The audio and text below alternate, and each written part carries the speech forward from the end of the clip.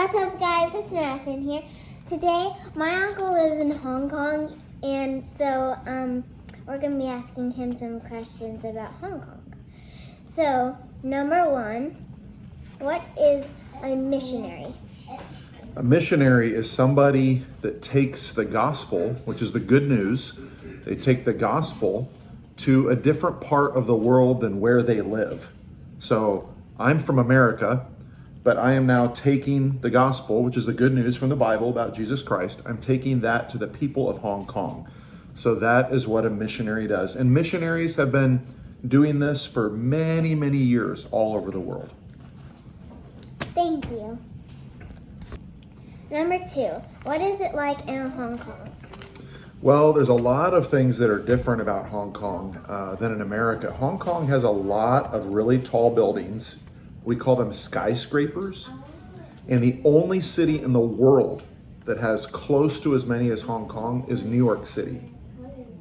Hong Kong has 8 million people in the city, and that is more than most states in the United States. So there's a lot of people there, and we live in a really tall building that has 48 floors. We live on the 8th floor of the 48th floor, and our church is on the 25th floor of a really tall building. Wow. So yeah, pretty interesting. Thank you. Number three, have you eaten anything funny in Hong Kong? Oh, well, there's actually a lot of things that are very similar to what we eat in the US. We have Five Guys in Hong Kong. We have McDonald's, we have Subway, we have 7-Elevens, but we also have some really, really unique food. People eat chicken feet in Hong Kong, and they kind of look like this when they come out, and they're fried, and they don't taste too bad, but they look really, really weird. But then also people eat something called durian. Durian is a type of fruit, and I tell people when you taste durian, some people really, really like it. I don't like it. But it tastes like gasoline mixed with onions, mixed with sweaty socks, all in the texture of a banana. It's really, really bad, but some people love it. And there's like, you can get durian coffee and durian ice cream and durian cookies, but I don't like any of it. It smells really bad. All right, next question, number four. How many snakes is there in Hong Kong? Ooh, that's a really good question, Madison. We have 52 different species. That means different kinds of snakes in Hong Kong. That's a lot. And 14 of those kinds of snakes, if you get bitten by them, you'll get really sick and maybe even die. Your Aunt Tiffany hates snakes. We like to hike a lot, and she's always afraid she's going to see a cobra or something like that. So lots of snakes, but I have not seen a snake one time since I've been in Hong Kong, and I've lived there for 5 years. So they must be really good at hiding. All right, number 5 and 6. Okay, what time is it at 6 a.m. Georgia time when it is night in Hong Kong? So Hong Kong is 12 hours ahead of the time it is in Georgia. So if it's 6 a.m. early in the morning in Georgia, it is 6 p.m. in Hong Kong. And if it's 6 p.m. in Georgia, I'm starting my next day. So we're 12 hours ahead. So I usually go to bed around 11 o'clock at night, and that's right around 11 o'clock in the morning, your time. So what's really cool is if I fly from Hong Kong to California, I can land in California 30 minutes before I left Hong Kong. Now, if that doesn't make your mind go, I don't know what will. Crazy, huh? Thank you. All right, number 7, what events do you do in Hong Kong? So a lot of people know Hong Kong to be a big city, and it really is. Lots of high buildings, we've talked about that. But it also has a lot of beautiful mountains, and we're surrounded by ocean. So our church is on an island in Hong Kong. Wow. Where we live is on an island in Hong Kong. So we do a lot of hiking in the mountains, and we like to do stuff around the ocean too. And a lot of those hikes You go way up on the mountain, then you come down and you end up at the beach at the end of your hike. So that's a lot of fun.